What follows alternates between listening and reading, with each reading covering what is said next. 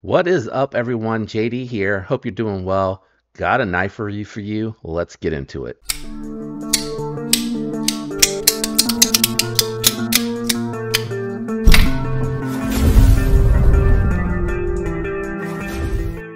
I'm super excited about this because so far this is my favorite model from this brand, and they've done such a fantastic job with their build quality. Not going to build up the suspense anymore. We're taking a look at the Tuya version 2.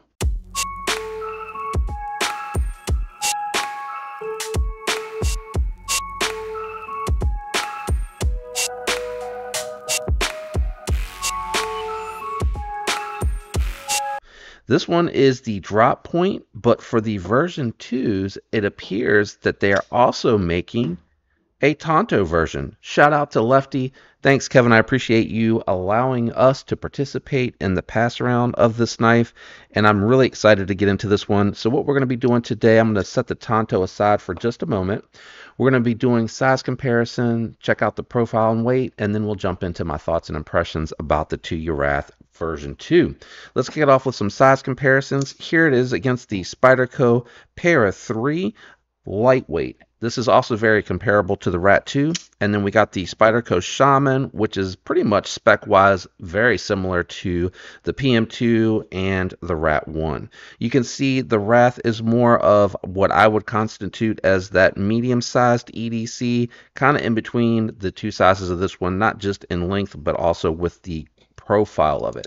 Let me move the Para 3 out to the side. Let's bring out a knife I consider to be more in that medium wheelhouse. That's the Miguron Mojarl. This is definitely going to be bigger than your Rat 1, Rat 2, but very comparable to the Bug Out, which is why I like that. A very nice budget option in that wheelhouse. And here's the Amorite, kind of, again, for reference, very similar to a Rat 1.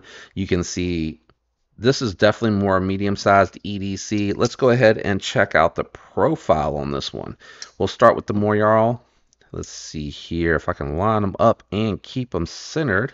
You can see these are very comparable as far as the thickness profile, and then we'll bring out the Para 3 lightweight, which is going to be a little bit thinner due to those contoured scales on the Wrath V2. I like this pocket profile here, so you can see definitely when it's closed, very close to the Mojarl. I would say that the Tuya actually just has a little bit more length, and I'm including the flipper tab there, which pokes out.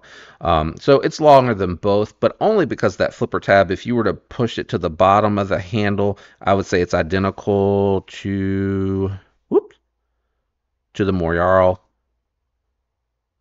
Trying to move it in easy there. Actually, all three of these, well, the Mojarl is a little bit shorter, but it's identical to the Para 3. Let's check the weight and jump into thoughts and impressions. Let me grab the scale right fast. And we'll check the Tonto just to see if there's any differences. That took a second for that one to cut on. 4.2 ounces. That's not bad considering it's all titanium, medium-sized EDC. So the Tonto is 4.2, so they're exactly the same. And just compared to the Mojarl, coming in at 3.9 ounces. So very close to Steel Liners G10 with an all titanium frame lock. That's pretty impressive. Let's jump into thoughts and impression, guys, because I'm really excited. This is my favorite model from Tuya. I love it far and away above everything else in their lineup as of the making of this video. I do want to preface it that because I don't know what other models are going to be coming. I really like the style on the shocker, but it was a little too small. This is perfect for everyday carry. I fit perfectly in here. It feels very comfortable in hand. I don't notice the pocket clip all that much. You can tell it's there, right? You feel that it's raised above the scales, but it's not really poking and it's not doing anything uncomfortable. I'm going to go ahead just really quick, kick it down to the garage for the cut test, and then we'll come back up and wrap this up because some of what I want to touch on are the ergos. So let's go down and take a look at that real quick. All right, we're in the garage with the Tuya. Let's just check. This is a pass round, but I actually think I'm early on the pass round on this one. So let's just see. Yeah, nice slicey edge on that S90V. Let's just check a couple of cuts on the cardboard, not too much. I'm going to go below the tape too and then I'll strap it up and pass it along. Really nice thin hollow grind, guys. Really, really nice. I'm not going to even bother taking it back through the paper after that. It's just such a good knife, and this is the version 2. Not too much is changing here, and I'll cover that up at the table. I really like this one. I really like this one. Super comfortable. No real changes here. This is just more checking out the updated version, so I'm going to kick it back up to the desk. So as you saw in the cut test, not a super big cut test. I got to be respectful. This is not my knife. It's a pass around. But just to hold it and just check out the geometry. How does it feel in hand while I'm performing some of the cutting that I'm doing with it and just holding it. And, the ergos on this one are just outstanding for me. It's very comfortable. Finger placement, thumb placement, everything just really locks in, and I really appreciate that about this knife. So everything that's contoured here, I don't have, unfortunately, a standard scale Spyderco nearby. But if you look at what Spyderco does, they have some of the same design philosophies here in that you have the contouring to kind of lock you into place, have plenty of scale or knife handle to grip onto, which I really do appreciate that about this particular design. Ergos to me go a long way, especially because I want it to look good, but I also want it to be comfortable. So I like that balance that the Wrath really strikes. You got good access to the lock bar. I'm not sure if this is an update from the V1, but I like the milling that they put in here for the lock bar. Good access and plenty to grip onto. So if you're coming in from the side, it's really nice to disengage. If you're lifting up, really nice to disengage. And if you like to slide it over and roll it closed, that's also really nice. The detent on here is really well done. You got nice tucked thumb studs way below the pivot, so it's very satisfying to deploy. Great sounds.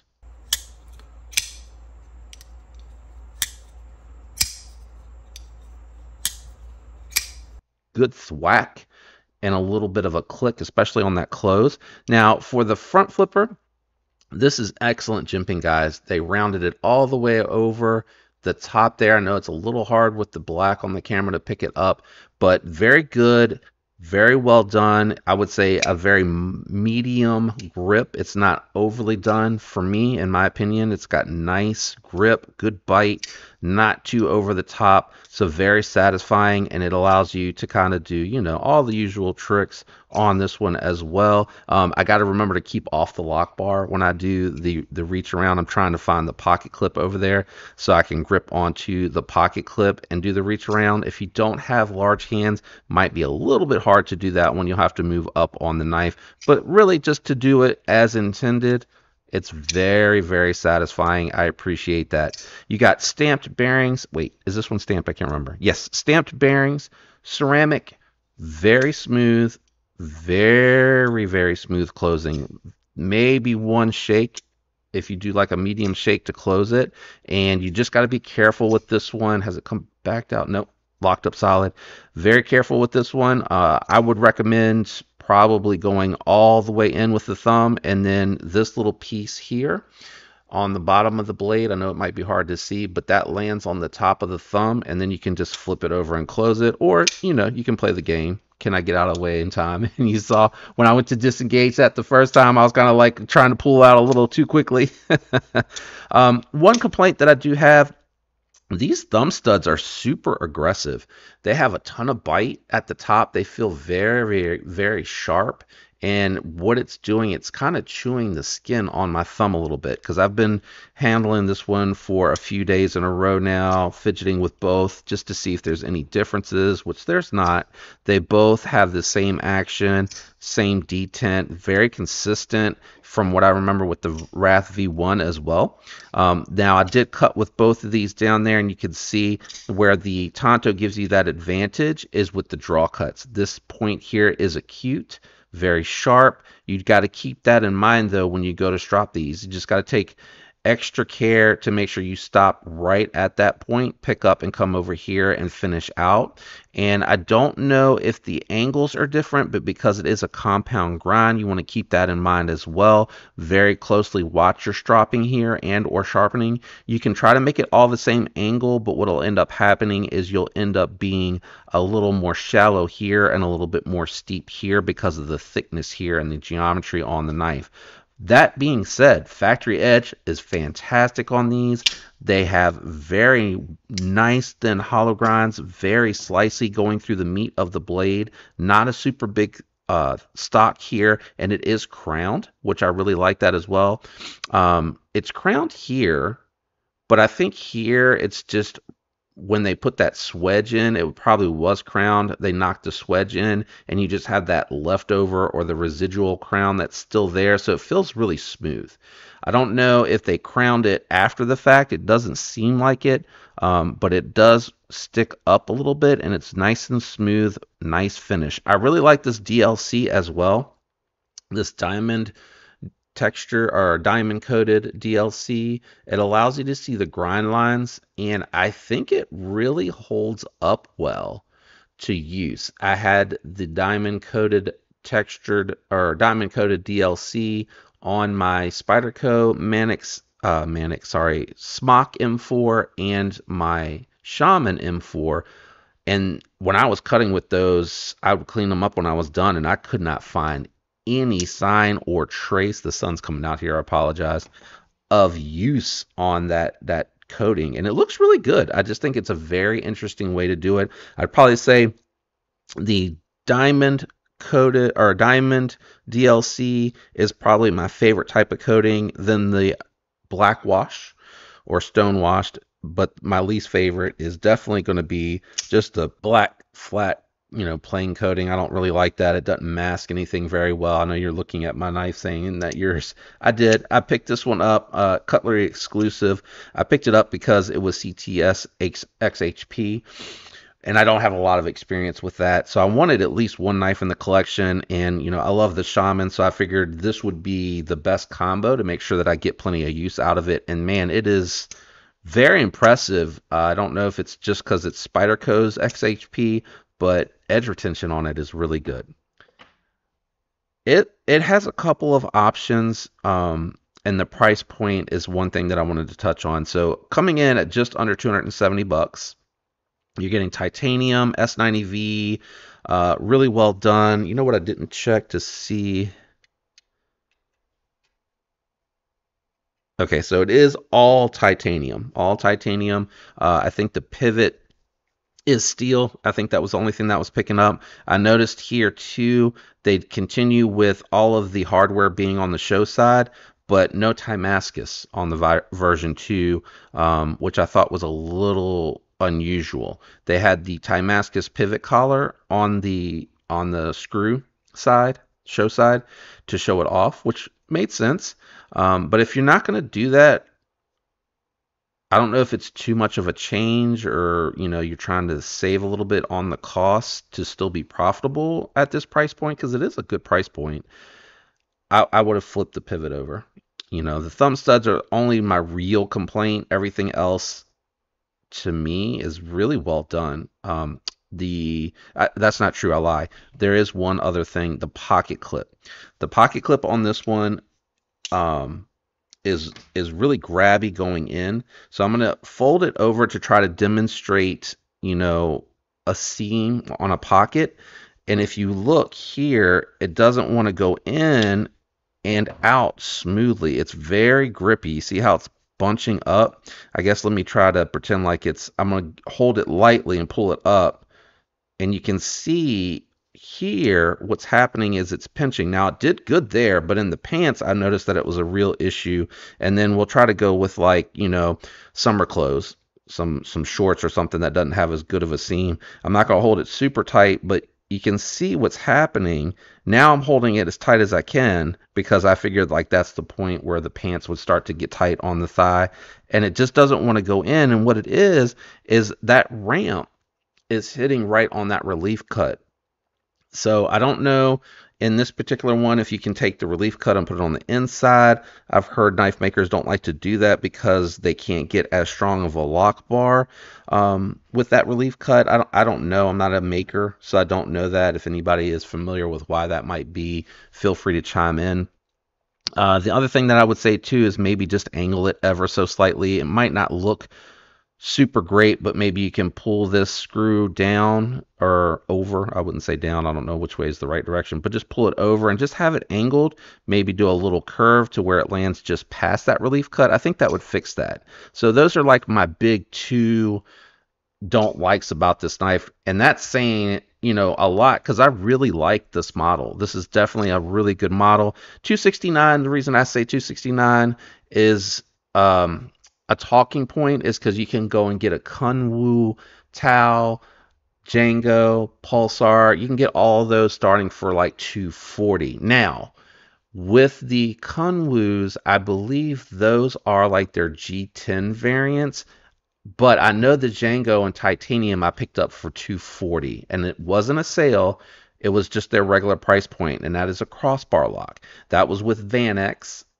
Was it Vanex or Elmax? Could have been Elmax, and I don't know the price point difference between Elmax and S90V. S90V might cost a little bit more, but I'm saying there's, you know, for $200 you can get a Miguron, but that M390 might not be as good of a heat treat as what you're seeing on this S90V. Might not be as good as what I'm assuming it's not as good, because Kunwu is one of those companies that comes out, shows heat treat, talks about heat treat and the importance that they want in the knife community to know that that is something that they take seriously and is important to them. So their heat treats have been really good. And Tuya, I think a long time ago, got in trouble with some of their heat treats, and to make it up and show the community that they took that feedback to heart, have corrected that. And S90V is one of those ones that you don't need a really high heat treat to get really good performance out of it, really good edge retention.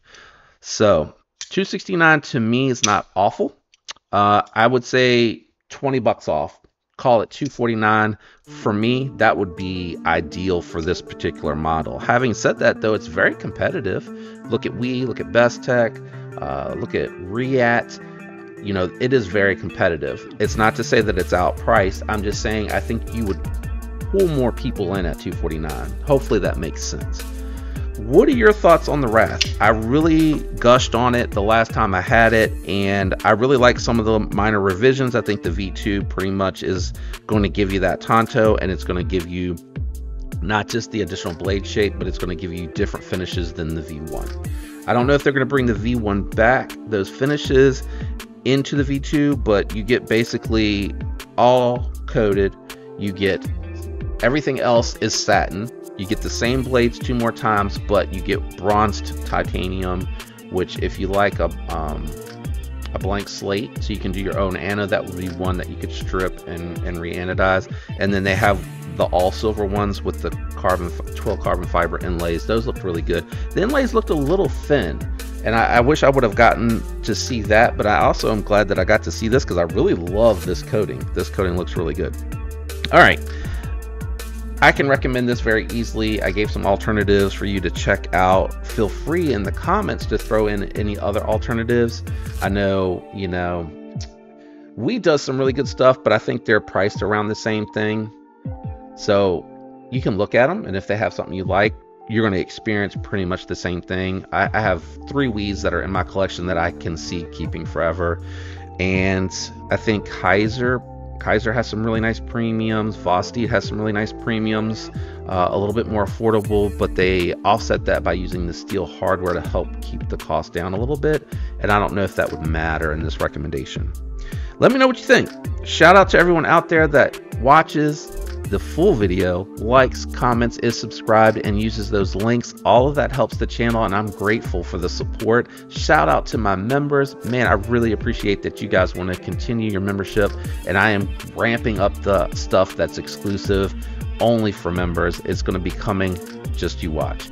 I love you guys. I hope you have a fantastic week. Until next time. Peace.